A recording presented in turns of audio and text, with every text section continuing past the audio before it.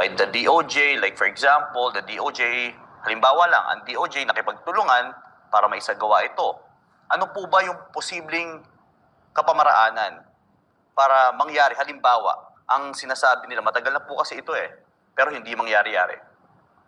Well, yung mga pronouncement kasi ni President Marcos so far, at saka ni Congressman Ace Barbers, nila Secretary Remulla, they will uphold the independence and sovereignty of the Republic, and they will not allow Filipino to be surrendered to the ICC even if the Filipino is indicted.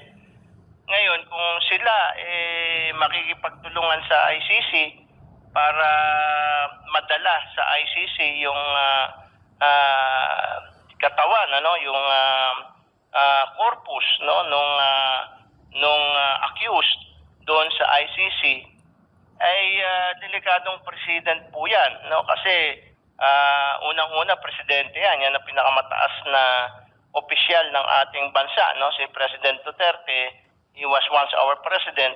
Kung yan magagawa sa isang dating presidente, what more sa ordinary Filipino? At ano mangyayari kay President Marcos, Bongbong Marcos, kung wala na siya sa pwesto? Baka siya rin ay madala sa ICC at makulong sa ICC.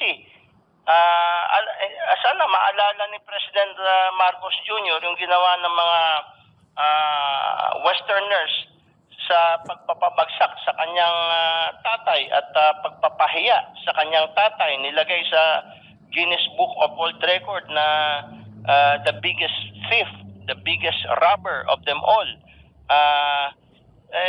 Mga Westerners ang may pakana niyang ICC na yan, pero sila mismo ay hindi nagme-member dyan, yung Amerika, pre-measure ang Pilipinas na mag-member dyan, pero yung Amerika mismo, hindi nagme-member dyan, parang sa International Law of the Sea, sa UNCLOS, pre-measure tayo ng Amerika na mag-member ng UNCLOS, pero yung Amerika mismo, hindi nag-member ng UNCLOS.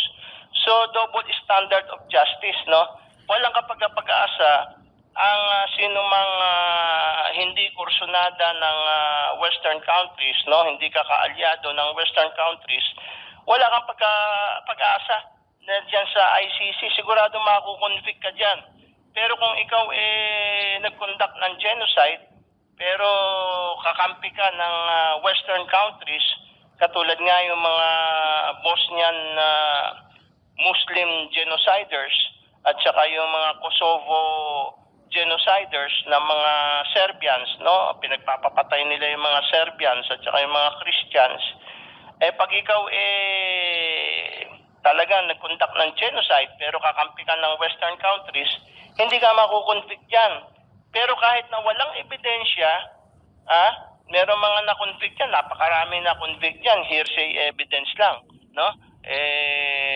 kasi po narinig ko po doon sa balita na ganito daw itong taong ito Sa balita lang, hearsay. Abay, convicted, kaya yung isang Yugoslavian imbis na ma-convict siya sa Kangaroo Court ng ICC, uminom siya ng lason, nagpakamatay siya. Habang nagsasalita siya, nakapag-posted pala siya ng lason, ininom niya yung lason at sinabi niya, I do not recognize this Kangaroo Court. I would rather die than be convicted while I'm innocent. The Lord knows I'm innocent. The entire world knows that I am innocent. So I would rather drink this poison and die than be convicted by this Kangaroo Court.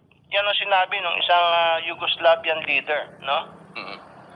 Sir, magandang umaga, si Almar po ito.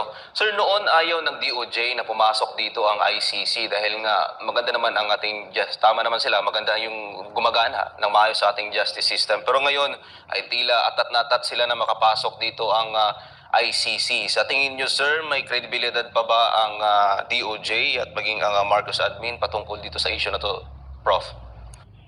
Iyan ang nakakalungkot. Sana ma-realize nila na mawalan sila ng kredibilidad kung isusuko nila ang isang Filipino citizen, lalo-lalo na dating Pangulo, sa ICC kasi alam naman ng lahat na yung ICC ay imbento ng Western countries para mapakulong at kung minsan mabitay yung mga leader ng iba't ibang bansa na hindi nagpatuta sa Western countries. Masisira ang kredibilidad ng ating DOJ, ng ating Malacanang, Office of the President, at iba pa, kung isusuko nila ang isang Filipino citizen sa ICC dahil it will be an admission that the justice system in the Philippines is not working. They themselves will be admitting that in their act, actions speak louder than words, and the entire international community will see that the justice system in the Philippines is not working, sa bagay may mga instances talaga na ganyan sa barangay level pa lang. Merong akong kilala na 17 years old, kinursunada ng barangay captain, ginawa ng maling mga bintang at kawawa, tapos nagdemanda ng child abuse yung 17 years old, dinismiss ng fiscal, so maraming mga injustices na nangyayari sa ating bansa, pero mas malaking injustice ang nangyayari sa ICC. Sabi ko nga, it's a kangaroo court. Wala namang nakukonvict dyan na kakampi ng mga Western countries. Ang nakukonvict dyan, panay kalaban ng Western countries. And we know that President Duterte is not exactly a darling of the Western countries kasi kinalaban niya yung mga yan. At nakapag-establish siya ng closer relations with Russia, with China. 病家人用都冇問題，洗頭嗰陣已經